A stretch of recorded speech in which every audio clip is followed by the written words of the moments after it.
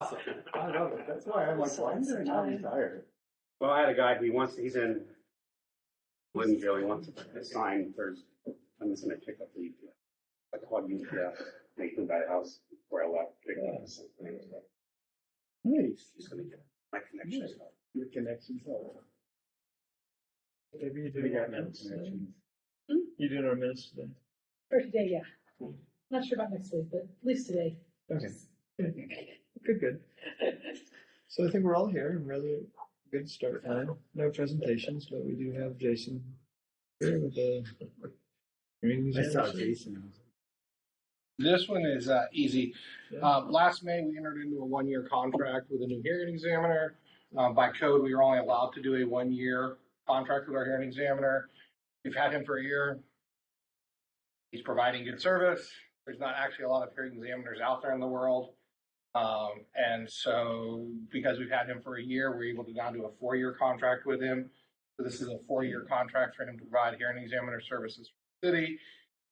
The name of the company changed, but we're still using the same person. And the council appoints not a company to the hearing examiner, but a person. So the resolution appointing Andrew Reeves as the Bonney Lake hearing examiner doesn't change. Just the length of the contract and the name of the company on that contract. Did the price change at all? Nope. I can see it. How old is this guy? Can't ask that. Because Probably honestly a couple years older than I am. Can't say. Just Abe. Old enough. Yeah, the kids told me every year. Yeah. So he's not close to retirement. No. Oh, you saw through that. Yeah. I'm good with it. What's the limitation on a year thing, or where does that come from? So the code, when the council wrote the hearing examiner code, they said that the initial contract with the hearing examiner could only be for 1 year. I guess the theory behind it, at least when I read it, was that it would be a trial period because if they really do a really bad job, we wouldn't want to recontract with them at the end of that year. We're not having that problem with Andrew. He's been very responsive to our issues and flexible. So and has been working with us to kind of get our hearing examiner process up and running, so it's a little bit better than it was. And as I said, we need to have a hearing examiner for a couple of different reasons. Appeals, permits, all go through the hearing examiner's office. Don't want to do. No, by code. So Okay. Well, no, it's. I'll hire an employee that serves this. No. If we do nothing, then we don't have a hearing examiner, and they would have to do it somehow. Yeah. That'd be a role, and then you always want a third party kind of. yeah, they hold the public hearings. Arms length thing. Well, it's also not just arm's length things, but it's also good for the public. So if they need to appeal like a decision they issued, there's an appellate body versus trying to do it at the Superior Court. Without that hearing examiner, we wouldn't have a local appeal process. So they'd have to hire an attorney and go do all their appeals through the court, through the Superior Court. They can still do that, but there's at least a local hearing body that can be on an expedited process. Okay, good. Okay. I'm good. Consent? Consent? Consent. Next available council meeting. Do it on the 9th. Yeah, I have it next week. I just gotta add the address in for them, and then I'll have it over there. Let's see, professional service agreement, Mr. Budzinski. First off. All right. So as you know that it was a couple of months back that you guys passed the ordinance such that allows us to actually have the third-party consultant review for our civil permits, or actually for all permits, but so we could subcontract the work out for other various necessities or requests. As an example, recently we did this with the Peak 410 development when they submitted the civil plans for grade and fill. We had a $2,500 contract with parametrics to do the civil plans, and how it works is we get the civil plans in, we send it to the third party. In this case was parametrics. Parametrics looked at it and said, okay, we anticipate this to be $2,500 at the most to review it. We send that information to the applicant. The applicant gave it a thumbs up. They reviewed it. They spent about $1,900 on the first round of the review. Got it back in a quick time period. The applicant was happy with the turnaround time. It worked really nice and smooth. The money that they paid for the contract, and then we had attached the 25% administrative costs. So going through our office, through permitting and everything, we get supplemented for that. So this is the kind of an on-call for future civil plans for $100,000. It's just going to be just like that, anticipated what we might need over the next year, for the remaining year. And the cost of this contract will come actually from the permit fees from the applicant, and then just like for our code, we'll take that money, it'll pay for the contract plus 25% for our administration fees. And so that's what this is for, to get approval to have this contract put in place.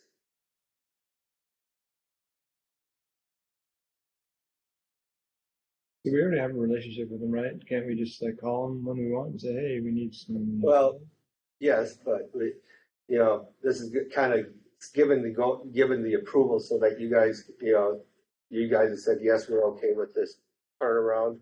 Mm-hmm. It's an on-call. This also allows us not to come back to council if the contract amount exceeds $10,000. Yeah. So if one of the reviews is, because it's really uber complicated out there, Peak 410 is $11,000, Sure. we'd have to bring back a contract through council for $11,000. This authorizes us, right, this authorizes us to expend up to $100,000 without having to come back to council on repeated smaller contracts. And as an example, the roundabout that they're going to be putting in Peak 410, this would be a fine example where, and it will be, I think, about $14,000 is because it's a intersection improvement. So this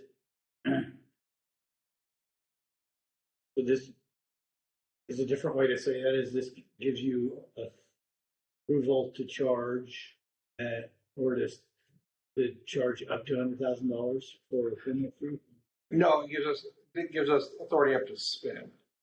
To spend, but the revenue to spend that will come back in the permit fees. Right. Plus 25%. Plus 25%. But not cost us anything. Yeah. Right. No. And What that our big $100,000 permit? Yeah. And as an example, we are planning, if this is approved, to use this for all the Peak 410 development civil review. There's one that just came in the other day. It's sitting away. I haven't sent that, but the initial response from Chris Lear was that he liked that response time that we gave him with the grade and fill, and he really, and we want to use this with Peak 410 because there is a deadline of, we don't want to be accused of holding them up. So this kind of helps us make sure that it's not being held up on our end because we're having other additional support. That's a good idea. Yeah. And I did speak to Chris, and he does want to use third-party consultant, knowing that it's going to cost more than.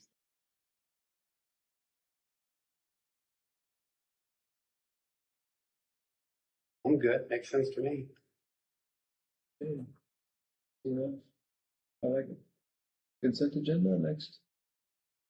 Yeah, fund source on the utilities. Did you really need to check that? Or should it be other? It's not cost. It's No not cost. There's no cost Get the in money back. utilities. Yeah. It's an offset itself. We'll pay it, and then they pay. Yeah, us. Yep. Okay.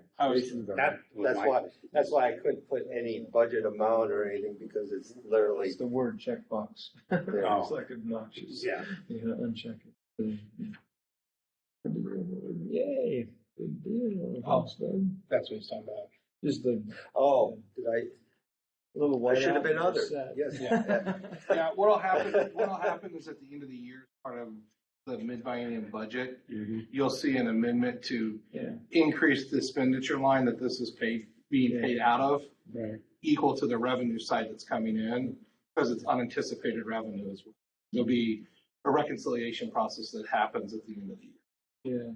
Yeah. And if you'd like, what we segregate can that, do, because if this goes to regular, goes to council, we'll change that right little now check you're box from. significantly until you- under wherever total.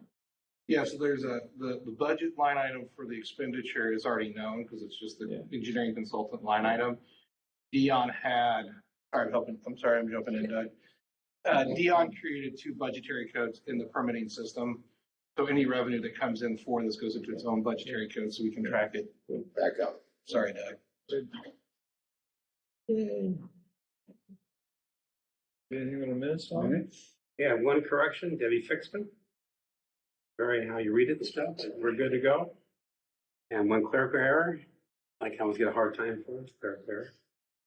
I have some form of discussion, You do. which is very good. easy. All right.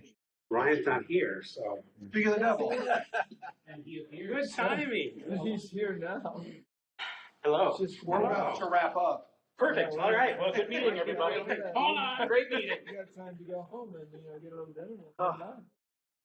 What can I do for Can you? you contact That's a good. the State Patrol Highway? 410 has a real bad pothole on 410 off of 206th Street.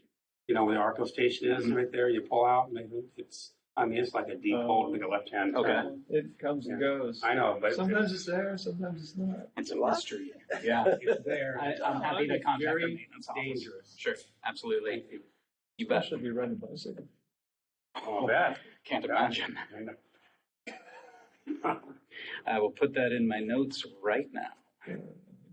Is there any discussion about anything to do about 410, about helping improve the traffic at all? Yeah, we were gonna circle around the park You know. and then it'll be good. We're gonna put a roundabout at 214. Yeah, I know. There was What a one good- that- what a that was concept. It all gets stopped, you know, the traffic on 410 was moving all the time. Right now it gets stopped by the lights. What? I'm- Well, if you do it right, you're in sync. Yeah, they're all same. Ish. Well, set of them are. I don't worry about it, but when I'm coming from Walmart and make a turn, you see them all backed up this hill this way, you know. This is the worst one here. Yeah, those are so close, it makes a problem. Well, if you could keep the people from South Prairie from running to the intersection, kind of like It's if you're so there, you just gotta like, and the lights turn green, just stay there a little while. Otherwise, you're gonna get killed. Yeah. It's terrible. And people, I told the chief the other day that going westbound on 410, that right-hand turn lane from Target, Oh, that's the third lane for people anymore now. They go straight on through it they do? all the time. Oh, really? And either they wait for the light to change, they hit it, or else they're going, because they use that right-hand lane to find an opening to get into all the time. They're just trying to beat traffic. Now they're going down there and just hitting it. Oh, when they jump over to the bike into the old bus queuing lane. Yeah. Yeah. It happens sometimes, be a problem, but not my problem. That's really not a merged lane, and we, you know. It looks like it, but it's not. Feels like it's- Right. We could look into that as far as whether we want to somehow address that. I mean, but It's not a whole lot we could do. We Yeah. could request a washed maybe address it with some channelization, like some core striping or something. yeah, that's But- about it. Not a whole lot there, We got the unfortunately. same problem in front of Taco Time. We've got the two right-hand turn lanes there, one with Taco Time, one for the light on 214, Oh, yeah. Right. going westbound. It's not long enough to be an actual Well, merge lane. So. I know, and they all go straight through that, and they're making, And they're, Saying and they go straight through, but it does, when I take that right, it does feel like it's a merged lane. I go, oops, nope, I gotta get over quick. in both cases, those are both where we used to have bus pull up. yeah. Those were That's a that good- right, Another holdover from when Yeah. we had. right there, 214th, that was a transit stop, and 410, there was a bus pull out there. And then the one on 192nd, where it's happening, the other one, is also a whole transit stop and bus pull out lane. Going back to your question though, Tom, about signal coordination, just a quick update. I have been maintaining contact with the office in charge of ITS development at WashDOT, rolling out ITS projects, intelligent transportation systems. And I've been hounding them about a connected camera system for their traffic monitoring, as well as but variable message signing, the permanent signing that you see. I'm trying to think of an example. Just has various messaging. Lane closed ahead. It's the one that has like the They've got silver rundown alerts on it and now. whatever. Yeah. Putting one up here at the top of the hill as well, to address many things, but one of them being emergency management, that kind of stuff. So they actually have a project. I believe it is on their schedule for next year to make because there isn't a fiber connection from their system in the valley up here on the hill. And one of the items on their list to do is to actually establish that connection. And once they do that, then they can start doing improvements along here that potentially could help with some of that Yeah, it congestion. should help to move it, ease it off. But like Dan said, they have been out here and supposedly coordinated those signal plans, but I think some days it's just a volume problem. You just can't get them all through. I remember when they applied in Costco, I talked to those people. Mhm. I was just, oh yeah, we tested all. It's gonna flow real good. There's no problem. We made some changes. You'll enjoy it. You know, it was fine for a couple weeks. Another thing to remember too is if I remember correctly, the signals here, Veterans Memorial, Maine, are connected, but there's no connection from Maine down to 192nd. So it's really two different coordinated systems, and sometimes those will fall out of sync because they're not talking to each other. So That's too bad. At 192nd, they're not flowing all through the top of the hill going down. I'm definitely happy to communicate those concerns to them. That'd be great. Did we put the reader board on the budget this year? Next year? Over here? No. But yeah, I thought we did. We did. Okay. That would have been a decision card this year. Okay. That would have been ideal to get that. The things are going.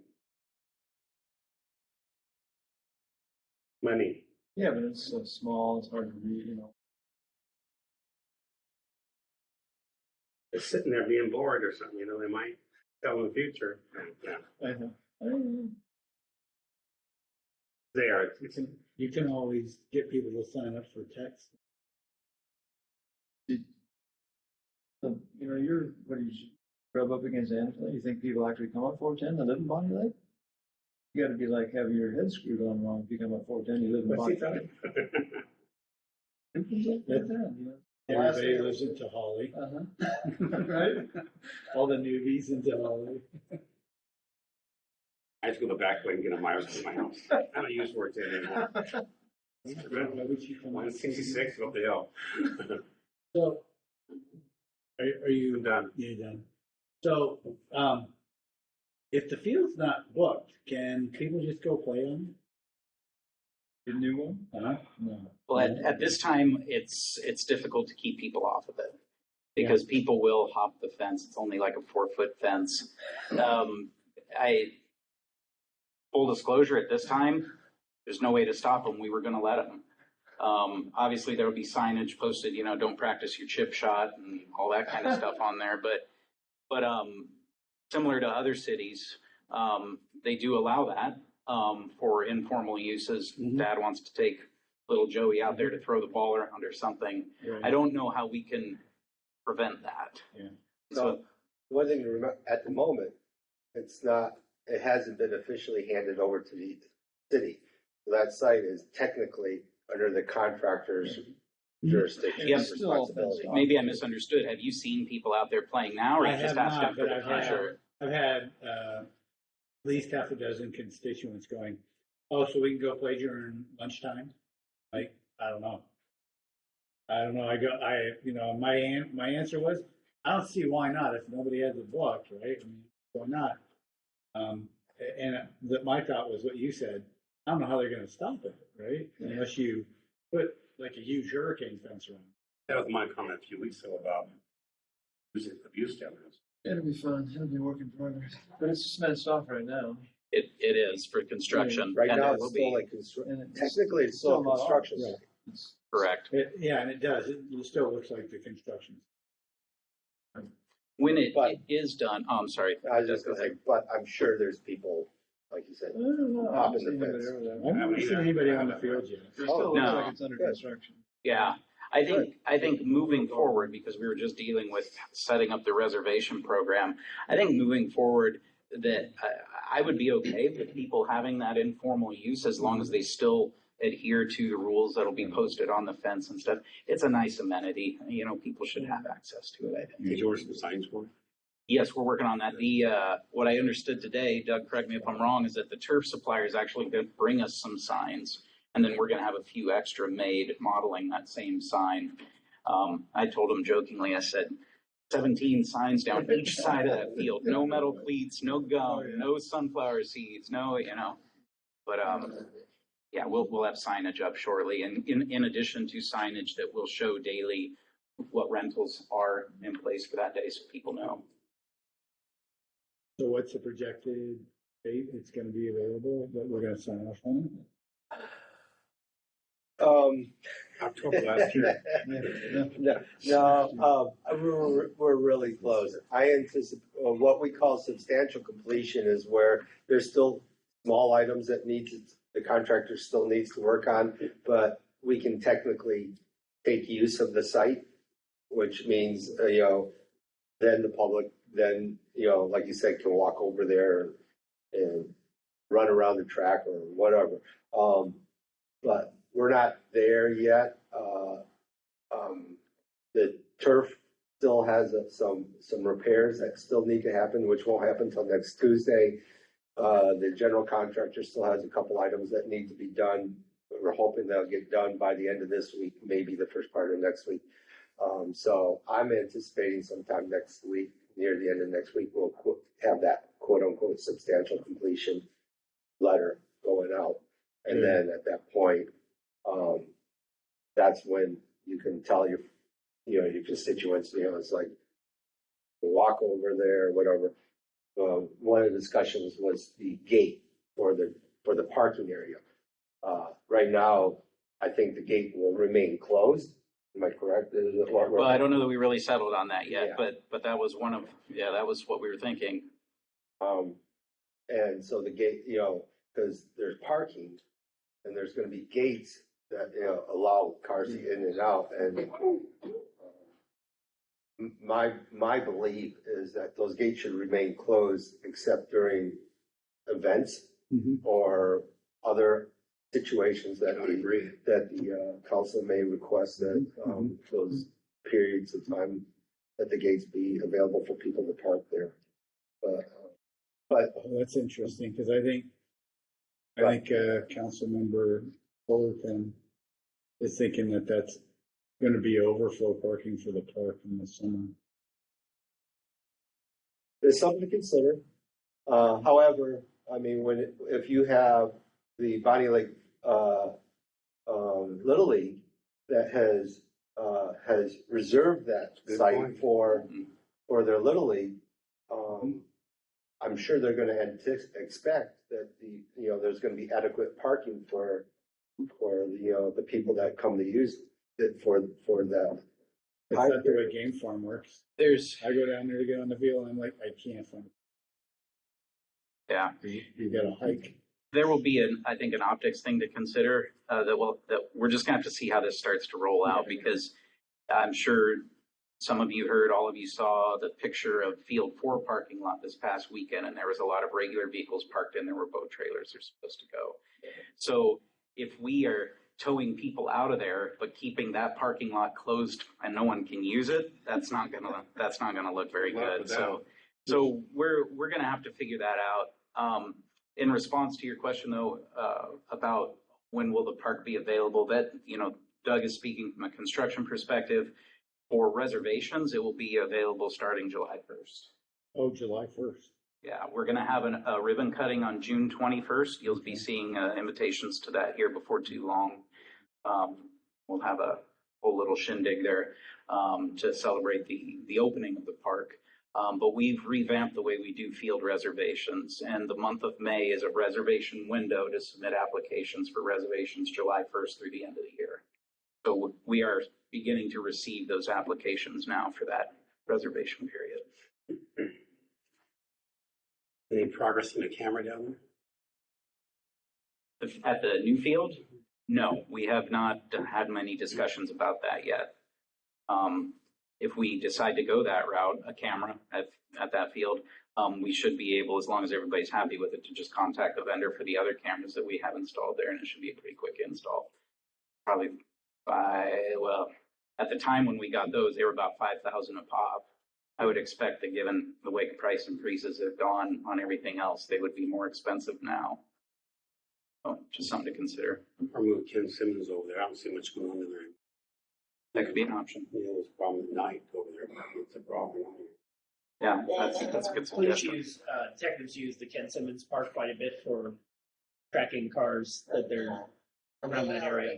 They're looking at Ken Simmons Park cameras quite a bit. That's a good idea. Okay. Sure thought about that. Leave it alone.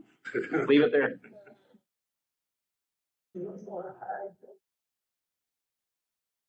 Your turn. I'm done. We're good. Righty. You guys are amazing.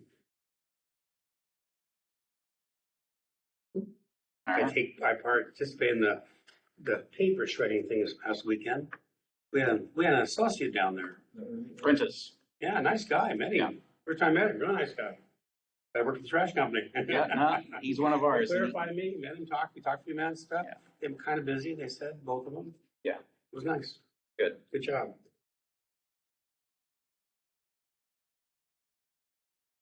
Okay, I guess we're done. Make it a wrap.